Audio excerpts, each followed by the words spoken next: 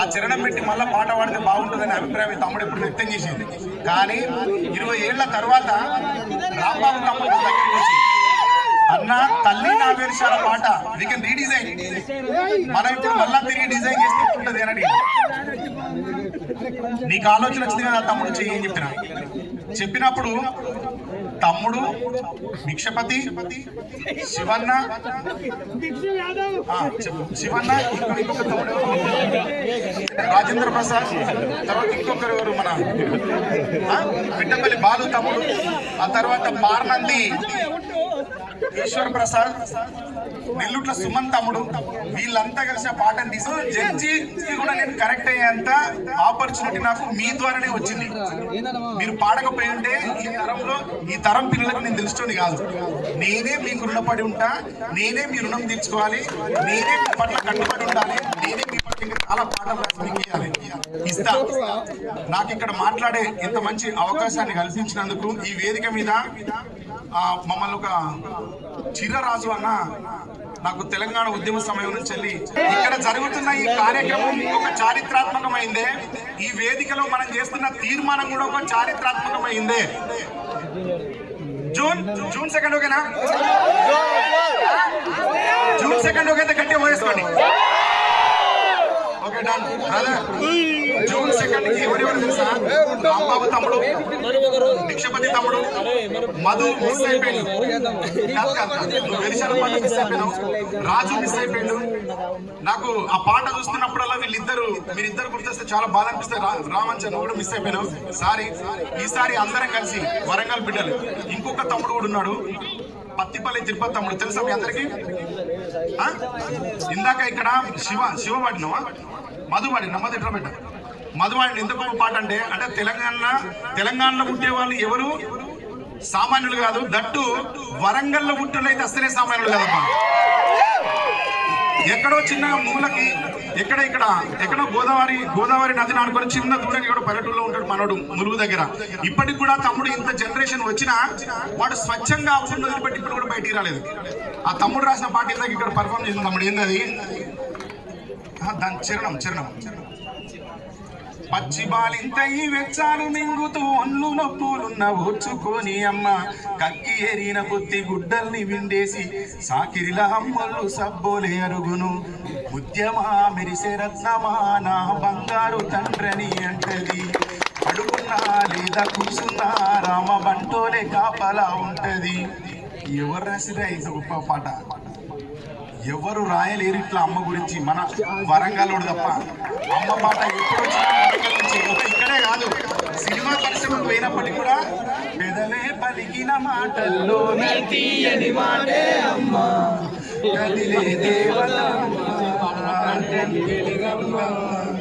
చూడు ఎన్ని పెదాలు ఆడుతున్నాయి.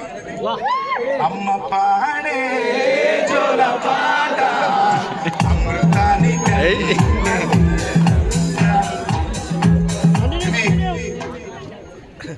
మేం చెప్పుకుంటే ఇప్పుడు ఇవి, కానీ తెలంగాణ భూమి విస్తరించున్నంత దూరం, తెలంగాణ ప్రాణం పారుతున్నంత దూరం, తెలంగాణలో పుట్టి ఎక్కడ పెరిగినా కొట్టుకుంటున్న ప్రతి గుండె కోసం ఇంకో అమ్మ పాట ఉన్నది. జయ జయ హే తెలంగాణ జననీ జయ కేతనం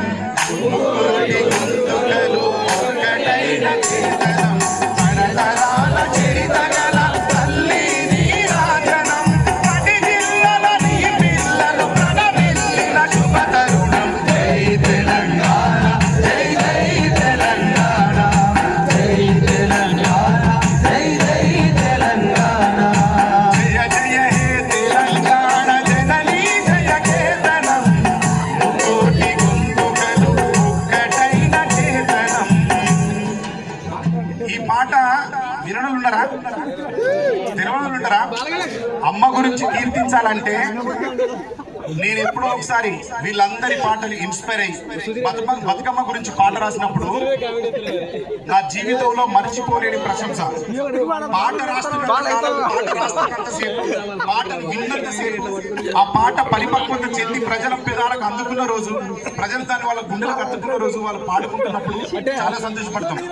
అంతకంటే ఈ పాట వల్ల ఏం సంపాదించినాం, ఈ ప్రతిభ వల్ల ఏం సంపాదించినాం, ఏం కూడగట్టుకున్నాం, ఏం మూట కట్టుకున్నాం అంటే ఇంత చలిలో ఈ రాత్రి ఆకలిని దప్పికని అన్నింటిని వదిలేసి మా దగ్గర ఏముందని మీరు ఇలాంటి మిమ్మల్ని సంపాదించుకోవడం కోసం చేసిన కృషే మేమందరం ఇందాక పాడుతున్న పాట. ఈ పాట నేను రాస్తున్నప్పుడు, తెలంగాణ గురించి నేను పాటలు రాస్తున్నప్పుడు నా దగ్గర రావడానికి నా రూమ్మేట్సే భయపడేది. ఇక్కడ నేను తెలంగాణ ఉద్యమంకు వెళ్ళిపోయినప్పుడు సినిమా పరిశ్రమలో ఆపర్చునిటీస్ ని వదిలేసి తెలంగాణ స్వాతంత్ర్యం కోసం నేను పాటలు రాస్తున్నప్పుడు నా రూమ్మేట్స్ గా ఎవరైతే ఉన్నారో వాళ్ళు నా దగ్గరికి రావడానికి భయపడేది. ఎందుకు భయపడేది అంటే సురేందర్ తెలంగాణ గురించి మాట్లాడతాడు, సురేందర్తో ఉంటే మనకు సినిమా ఆపర్చునిటీస్ రావు అని భయపడి దూరం పోయేది. అలాంటి వాళ్ళంతా ఒక 14 ఏళ్ల తర్వాత భయ్య కట్ చేస్తే ఈ పాట వాడనోడు ఎవరు లేడు. ఇప్పుడు మిట్టపల్లి సురేందర్ 14 ఏళ్ల క్రితం ఎత్తుకున్న పాట వాడనోడు తెలంగాణలో ఇప్పుడు లేడు, సినిమా ఇండస్ట్రీలో కూడా లేడు. ఇంత మార్పు సంపాదించినప్పటికీ కూడా మనసులో ఎక్కడో ఒకటి ఉండేది, ఎవరైనా ఆంధ్ర వాళ్ళు మాట్లాడితే బాగుండు తెలంగాణ గురించి అని. అట్లా అనుకున్నప్పుడు నేను 2015లో ఒకసారి ఒక పాట రాసిన బతుకమ్మ మీద.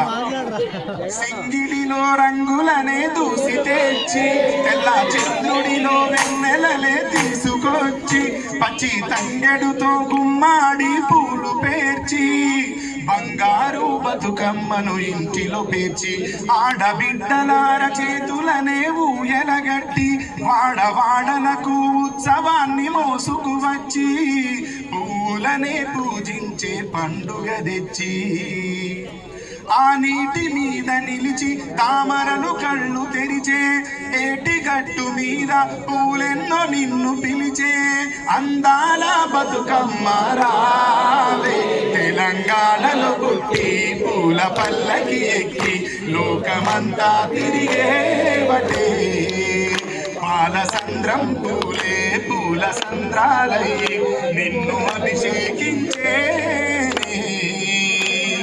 రేలారే రేలారే రేలారే లారే లారే రేలారే రేలారే రేలారే రేలారే. దీంట్లో ఏం ప్రస్తావించినా తెలుసా మీకు? గుర్తుందా? పర్లేదు చెప్పాలా? దీంట్లో చెప్తా. బతుకమ్మ అంటే వ్యవసాయ పండుగ, బతుకమ్మ అంటే శ్రమజీవుల పండుగ, బతుకమ్మ అంటే కూలీ పండుగ, బతుకమ్మ అంటే ఆడబిడ్డల పండుగ, బతుకమ్మ అంటే అమ్మ పండుగ. దీంట్లో వ్యవసాయ క్షేత్రం నుంచి పుట్టింది కాబట్టి కంది పత్తి పువ్వులు నీ పెదవుల నవ్వులుగా, గునుగు పువ్వులు నీ గుండె సవ్వడిగా, కంది పువ్వులనే కంటి పాపలుగా, సీతా జడ పువ్వులే నీలో సింగులుగా. అట్లేం పోదు. నేను మానిటర్ని ఫాలో అవుతాను మొత్తం. దీంట్లో ప్రస్తావించింది పత్తి పువ్వు. నాకు ఎందుకు దాని మీదకి నా మనసు ఎందుకు మళ్ళీంది అంటే ముందు పాట రాసినప్పుడు ప్రతి పువ్వును కొలిచిన ఇసక తిన్నెలలో గౌరమ్మ తొలిల వేలుపు నీవమ్మ పువ్వు పురుడు పోసిన జన్మ బ్రతుకు ప్రదాతవే బతుకమ్మ అల్లి పూలు అందాల రవి కలట తామరలే నీ తనువు చీరలట. విన్నారా ఇది? ఈ పాట రాసినప్పుడు దీంట్లో తనువుని వాడిన, తంగేడు వాడిన, తామర వాడిన, ఇవన్నీ వాడిన కదా. తిరిగి బతుకమ్మ గురించి ఏం చెప్పాలన్నా మళ్ళీ ఇవే పూలు, గునుగు పూలు, తంగేడు పూలు, తామరాకులు, అల్లి పూలు, వీటి గురించే చెప్పాలి.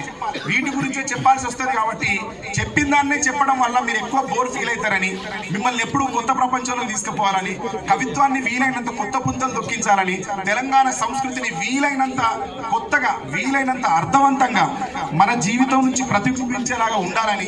బతుకమ్మ అంటే వ్యవసాయ పండుగ కాబట్టి పత్తి పువ్వులు నీ పెదవుల నవ్వులుగా, గునుగు పువ్వులు నీ గుండె సవ్వడిగా, కంది పువ్వులనే కంటి పాపలుగా, సీతా జడ పువ్వులే నీలో సిగ్గులుగా, తీరొక్క పూలు చేరి నీ చీరలాగా మారి ఆడబిడ్డలాగా నిన్ను తీర్చిదిద్దుతుంటే దారుల్లో ఊరేగారావే తెలంగాణలో పుట్టి పూల పల్లకి ఎక్కి లోకమంతా తిరిగేవటే పాలసంద్రం పూలే పూల సంద్రాలయ్యి నిన్ను అభిషేకించేనే. దీంట్లో ఇంకో విషయం కూడా చెప్పిన. ఇది మీకు ఎందుకు చెప్తున్నా అంటే 4 పాటలు పాడి రివర్బ్ తగ్గేవమ్మా, రివర్బ్ తగ్గండి, ఆ డిలే తగ్గండి. ఇది మీకు ఎందుకు చెప్తున్నా అంటే మీరే రేపటి తెలంగాణ నిర్మాతలు, మీరే రేపటి తెలంగాణ సంస్కృతి సాంప్రదాయాలకు మీరే వారసులు. మీకు తెలిసి ఉంటేనే, మీరు మాట్లాడితేనే, మీరు రేపు ఇంకో చోట చర్చిస్తేనే ఇప్పుడు మేము చేయబడినటువంటి సాహిత్య సృష్టి ఏదైతే ఉన్నదో ఇది తరతరాలకు వారసత్వంగా అందుతుంది. మీరు అందించే వారధి కాబట్టి, మీరే రేపటి వారసులు కాబట్టి మన పాటల్లో ఏం ధ్వనించేది, మన పాటల్లో ఏం నిబిడీకృతమై ఉండేది, మన పాటల్లో ఎలాంటి సమాచారం ఉండేది, మన పాటలో ఎలాంటి సారాంశం ఉండేది, మన పాటలో ఎలాంటి జీవన విధానం ఉండేది, మన తెలంగాణలో ఎలాంటి జీవన నేపథ్యం ఉన్నది, ఆ జీవిత నేపథ్యంలో ఎలాంటి పద్యం పుట్టుకొచ్చింది అనేది మీకు తెలిస్తేనే రేపటి తరాలకు అందుద్ది. అప్పుడు అంతకుముందు గద్దరన్న, గోరేటి వెంకన్న, గూడ అంజన్న గారు, అందశ్రీ గారు, జయరాజు గారు వీళ్ళందరూ రాసిన రచనల నుంచే ఈ మిట్టపల్లి సురేందర్ పుట్టిండు, పాటమ్మ రాంబాబు పుట్టిండు. మీరు ఇందాక విన్న ఇక్కడ పుల్లూరి సమ్మయ్య గారు, ఇక్కడ మీరు పుల్లూరి సమ్మయ్య గారు పైకి రండి, పుల్లూరి సమ్మయ్య గారు పుట్టిరు. ఇతను కూడా కవి, ఈయన కూడా గాయకుడు, ఈయనది కూడా మా ఊరు. ఈయన పేరు పుల్లూరి సమ్మయ్య. ఈ మధ్యనే బాగా ట్రెండ్ అయింది. ఏందది? మందు మానేయాలని ఉంటది మామ, మానేసే బాధల ఫుల్లేద్దాం మామ. దాని గురించి అది రాసింది నేనే.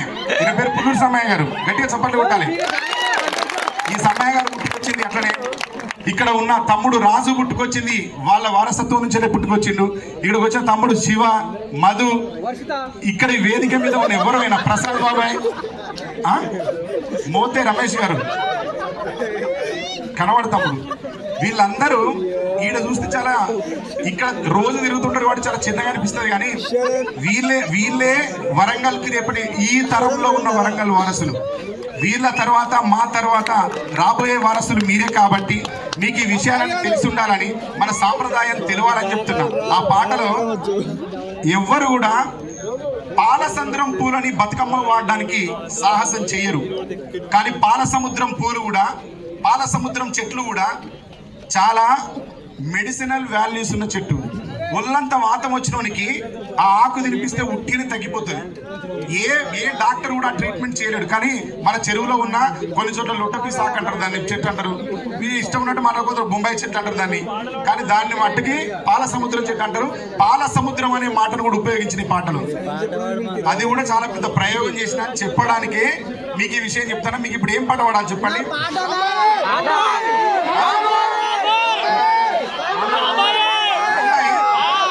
రాంబాయి ఎంతమంది చూసారు ఇక్కడ సినిమా?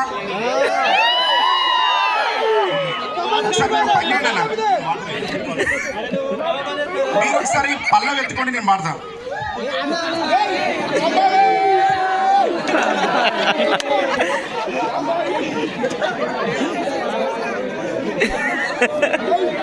అన్న మీరు అందరు కలిసి ఒకేసారి పడాలా? నేను 1 2 3 చెప్తా.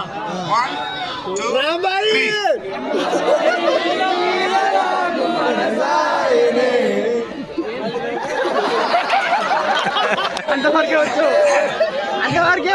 సరే అన్న, థ్యాంక్ యూ. ఈ పాటలో నేను ప్రస్తావించింది ఏంటి అంటే ప్రతి ఆడపిల్ల మనసులో ఏముంటది అంటే మా నాన్న చేతి నుంచి నేను, మా నాన్న నుంచి నేను, నా కుటుంబం నుంచి నేను విడిపడిపోయినప్పుడు, మా నాన్న చేయి నుంచి నేను జారిపోయి గడప దాటి బయటికి వచ్చినప్పుడు జీవితం అంతా మిగతా 80 ఏళ్ళు నా చేయి పట్టుకునేవాడు నన్ను రాణిలాగా చూసుకోవాలని కోరుకుంటుంది ఏ అమ్మాయి అయినా. అవునా కాదాక? మీరే గట్టిగా చెప్పాలి. ఎన్నుకున్న తమ్ముళ్ళ వాళ్ళకి ఇక్కడ తెలుస్తుంది. అమ్మాయికి ఏ విధంగానైతే నన్ను రాణిలాగా చూసుకోవాలనే అభిప్రాయం ఉంటుందో, ఒక అమ్మాయికి మాట ఇచ్చి పెళ్లి చేసి తీసుకొని వస్తున్నప్పుడు కూడా ప్రతి మగాడి మనసులో ఉండే కోరిక ఏంటి అంటే నేను రాజ్యాన్ని స్థాపించుకోలేకపోవచ్చు, నేను కోటలు కట్టలేకపోవచ్చు, కానీ నిన్నంతకంటే ఎక్కువే చూసుకుంటానే ఉంటుంది. ఉండదా? అందరు ఇదే అనుకుంటారు.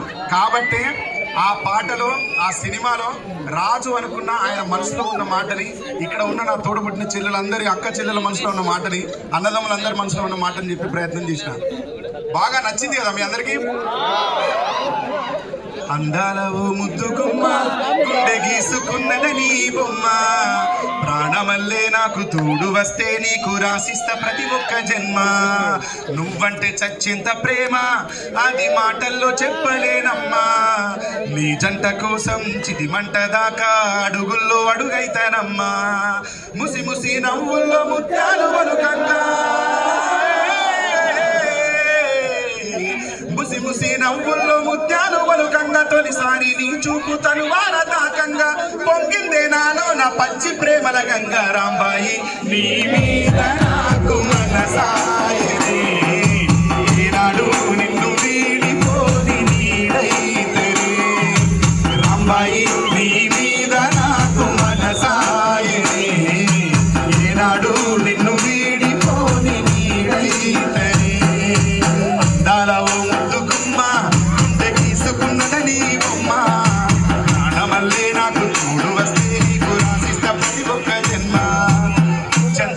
ఈ ప్రేమ ఏ అంతరాలు ఎంచదమ్మా, మనసొక్కటే జన్మస్థానమంటూ కొత్త కథలాగా మొదలైతదమ్మా. బొట్టు పెట్టుకు చందమామ ఈ నేల మీద పుట్టేనమ్మా, అడుగు మోపుతుంటే గొడుగులాగా మారి పూల కొమ్మలు వంగేనమ్మా. ముసి ముసి నవ్వుల్లో ముత్యాలు వలుకంగా, నవ్వుల్లో ముత్యాలు వలుకంగా, తొలిసారి నీ చూపు తనువార తాకంగా పొంగిందే నాలో నా పచ్చి ప్రేమల గంగా. రాంబాయి నీ మీద నాకు మనసాయనే, ఏనాడు నిన్ను వీడిపోని నీడైతేనే. రాంబాయి నీ మీద నాకు మనసాయనే, ఏనాడు నిన్ను వీడిపోని నీడైతేనే. రాజ్యమేది లేదు గాని రాణిలాగా చూసుకుంటా, కోట కట్టలేను గాని కళ్ళల్లో నిన్నే దాచుకుంటా. రాజా ఎట్లా రాసి ఉన్నా మార్చి నీతో రాసుకుంటా, స్వర్గమంటూ ఉన్నదంటే అది నీతోనే ప్రతిరోజు పంచుకుంటా. నిన్ను కన్నా మీ నాన్న కన్నా అన్నారు ముందుగా సాదుకుంటా, నీకు కోపం వస్తే కొంత దూరం ఉంటా, నువ్వు గీత గీస్తే నేను దాటనంట, కంట నీరు కంటి రెప్ప దాటకుండా కాటుకై కావాలుంటా.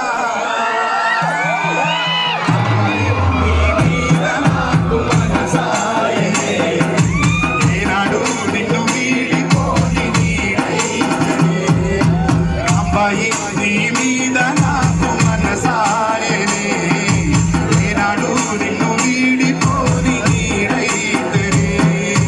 అందాలవు ముందు గుమ్మ గుండె గీసుకున్నది నీ బొమ్మ, ప్రాణమల్లే నాకు తోడు వస్తే నీకు రాసిస్తా ప్రతి ఒక్క జన్మ. నువ్వంటే చచ్చింద ప్రేమ అది మాటల్లో చెప్పలేనమ్మా, నీ జంట కోసం చిటిమంట దాకా అడుగుల్లో అడుగుతానమ్మా, నీ జంట కోసం చిటిమంట దాకా అడుగుల్లో అడుగుతానమ్మా, నీ జంట కోసం చిటిమంట దాకా అడుగుల్లో అడుగుతానమ్మా.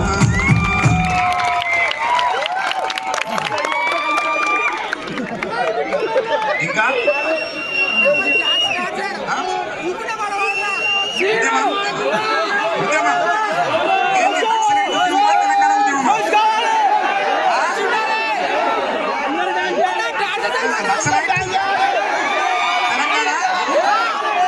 అరే ఏదో ఒకటే చెప్పుండి భయ్,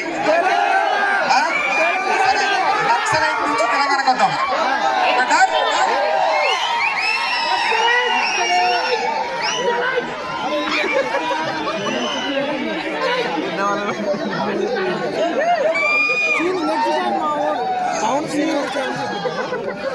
మందకృష్ణ గారి పాట. ఒక్కడే ఒక్కడు దళిత జాతి సూర్యుడు, ఒక్కడే ఒక్కడు అన్నమంద కృష్ణుడు. ఒక్కడే ఒక్కడు దళిత జాతి సూర్యుడు, ఒక్కడే ఒక్కడు అన్నమంద కృష్ణుడు. ఒక్కడే ఒక్కడు దళిత జాతి సూర్యుడు, ఒక్కడే ఒక్కడు అన్నమంద కృష్ణుడు.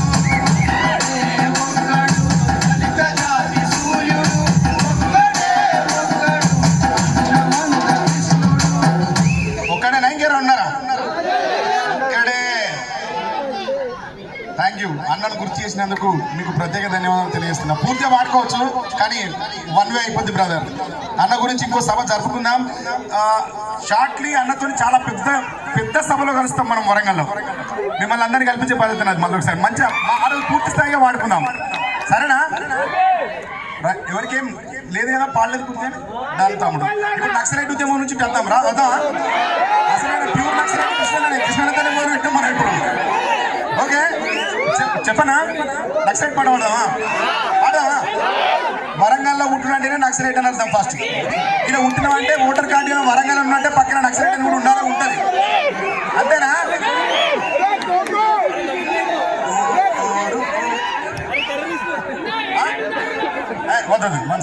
ఓకే రైట్, చెప్తా తమ్ముడు, చెప్తా ప్లీజ్ ప్లీజ్. ఇందాక తమ్ముడు ఒక పాట పాడే ప్రయత్నం చేసిండు. ఓరుగడ్డ ఓరుగల్లు వీరుడా నిన్ను ఎర్ర జెండ వెలిసింది లేసిరా.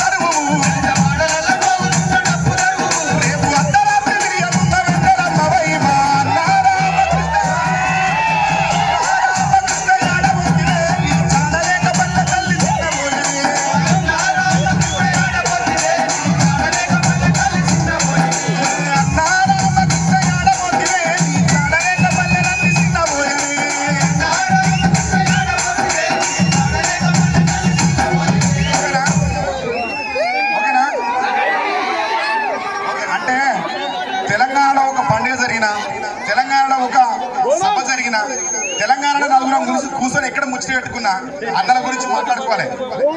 అన్నల తర్వాత తెలంగాణ ఉద్యమంలో అమరులైపోయిన మీలాంటి విద్యార్థి వీరులను తలుసుకోవాలి. ఇప్పుడు నక్సలైట్ వీరులు తలుసుకున్నాం కదా, విద్యార్థి వీరులు తెలంగాణ కోసం అసూలు వాసిన వీరుల గురించి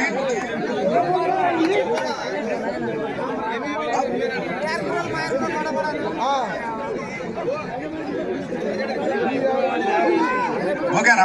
మన విద్యార్థి వీరులకు జోహార్ చెప్తారా గట్టిగా? జోహార్ తెలంగాణ విద్యార్థి అమర వీరులకు, జోహార్ తెలంగాణ విద్యార్థి అమర వీరులకు. ఒక్కరా ఇద్దరా విద్యార్థి వీరులు వీరు తెలంగాణ పోరులో నేల రాలిన తారలు. ఒక్కరా ఇద్దరా తెలంగాణ పోరులో నేల రాలిన తారలు. ఒక్కరా ఇద్దరా విద్యార్థి వీరులు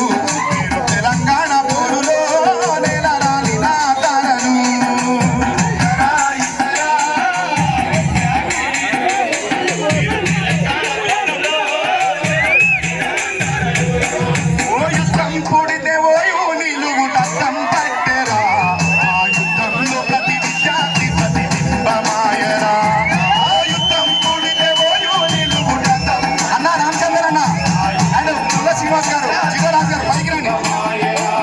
ఓ యుద్ధం కూడితే ఓయో నిలువు నద్దం పట్టెరా, ఆ యుద్ధంలో ప్రతి విద్యార్థి ప్రతిబింబమాయరా.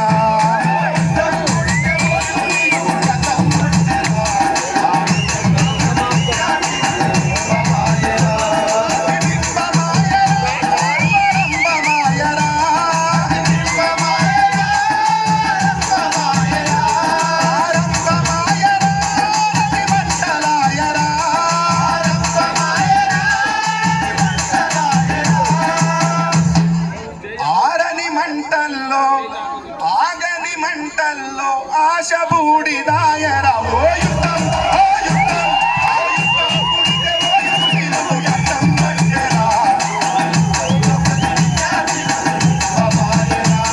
ఓ యుద్ధం పుడితే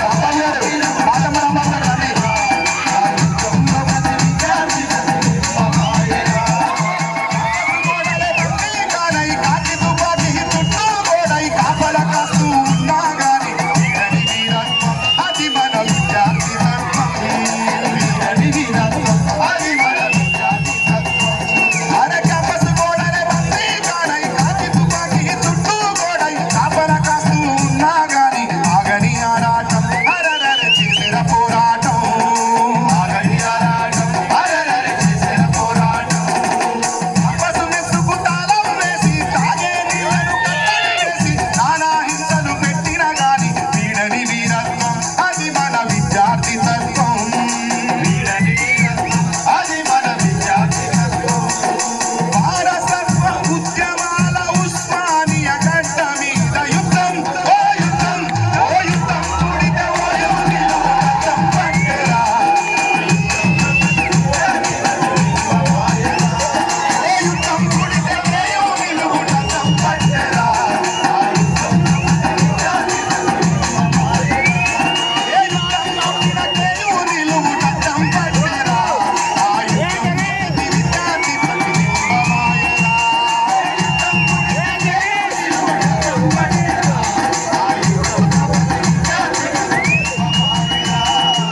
యుద్ధంలో ప్రతి విద్యార్థి ప్రతిబింబమాయరా. ఆ యుద్ధంలో ప్రతి విద్యార్థి ప్రతిబింబమాయరా. ఆ యుద్ధంలో ప్రతి విద్యార్థి ప్రతిబింబమాయరా. ఆ యుద్ధంలో ప్రతి విద్యార్థి ప్రతిబింబమాయరా. గట్టిగా మీరు ఓయేసుకుంటేనే మనల్ని గట్టిగా కిందకి వాడుతూ ఉంటారు.